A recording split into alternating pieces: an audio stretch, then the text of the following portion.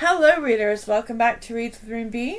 Today we are on chapter 14 of our primary read, A Little Princess, and I am joined once again with my partner in crime. Hello, Ash, and chapter 14 is called What Melchizedek Heard and Saw.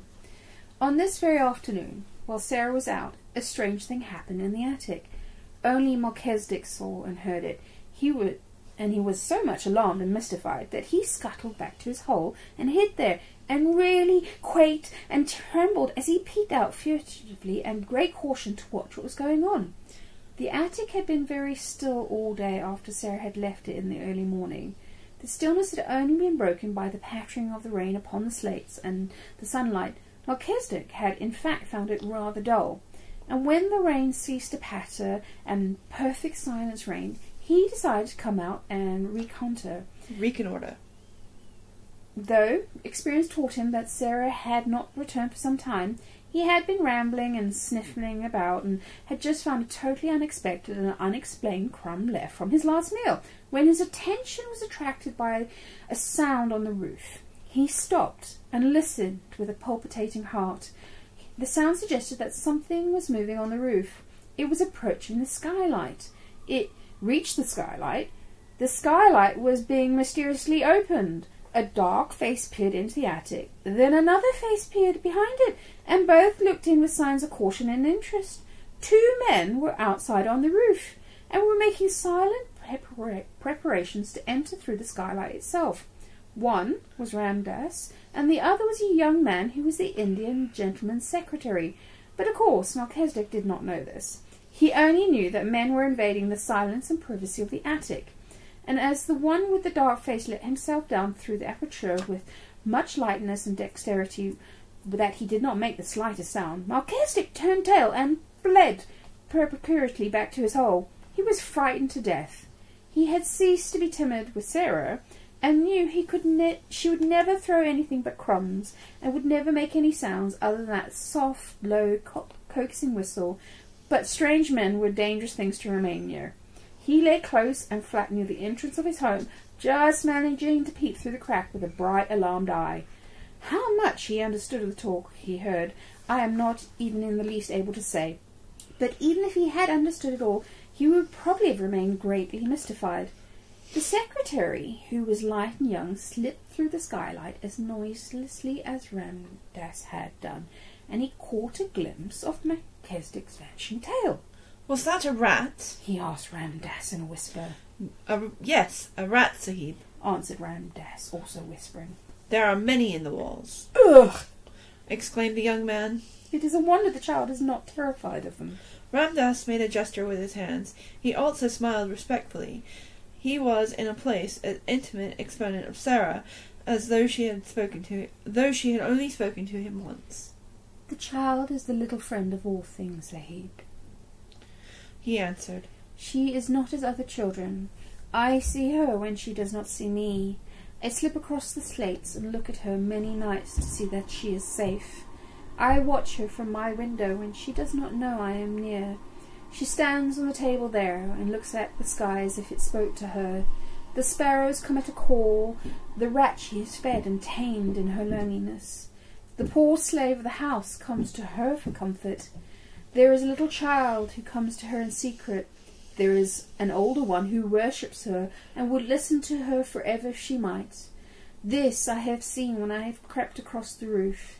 By the mistress of the house, who is an evil woman, she is treated like her pariah, and she has the bearings of a child who is the blood of kings. You seem to know a great deal about her, the secretary said. All I know, all her life, each day I know, answered Ramdas. Her going out I know, her coming in I know, her sadness and her poor joys, her coldness, her hunger. I know when she is alone until midnight, learning from her books. I know her when her secret friends steal to her and make her happy, as children can be, even in the midst of poverty, because they come, and she may laugh and talk with them in whispers. If she were ill, I will know, and I would come and serve her if it might be done. You are sure no one comes near this place but herself, and that she will not return and surprise us? She could be frightened if she found us here, and the Sahib Carrisford's plan will be spoilt. Ramdas crossed noiselessly to the door and stood to close it. "None mount here but myself, Sahib," he said. "She has gone out with her basket and may be gone for hours. If I stand here, I can hear any step before it reaches the last flight of the stairs." The secretary took out a pencil and a tablet from his breast pocket. "Keep your eyes open," he said, and began to walk slowly and softly around the miserable little room, making rapid notes on his tablet as he looked at things. First he went to the narrow little bed, and he pressed his hand upon the mattress and uttered an exclamation. "As hard as a stone," he said. "That will have to be altered some day when she is out. A special journey can be made to bring it across. It cannot be done tonight." He lifted the coverings and examined the one thin pillow. Coverlet, dingy and warm blanket, thin, sheets patched and ragged, he said. "What a bed for a child to sleep in, and in a house which calls itself respectable. There has not been a fire in that grate for many a day." Glancing at the rusty fireplace. "Never have I seen it," said Ramdas. "The mistress of the house is not one who remembers that another than herself may be cold." The secretary was writing quickly on his tablet, and he looked up from it as he tore off a leaf and slipped it into a breast pocket. "It is a strange way of doing a thing," he said. "Who planned it?" Ramdas made a modest apologetic obeisance. "It is true that the first thought was mine, Sahib," he said. "Though it was not but a fancy. I am fond of this child. We are both lonely. It is her way to relate visions to her secret friends. Being sad one night, I lay close to the open skylight and listened.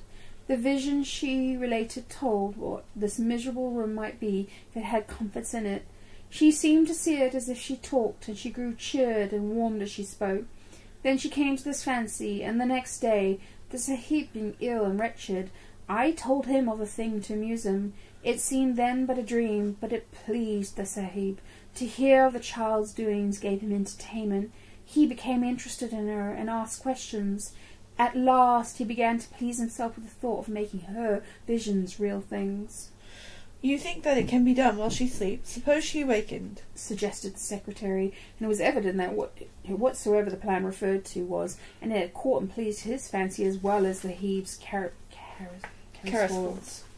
"I can move as if my feet were velvet," Ramdas replied. "And children sleep soundly, even unhappy ones. I have entered this room in the night many times, without causing her to turn upon her pillow. If other bearers passes to me things through the window, I can do it all, and she will not stir. When she awakens, she will think a magician has been here."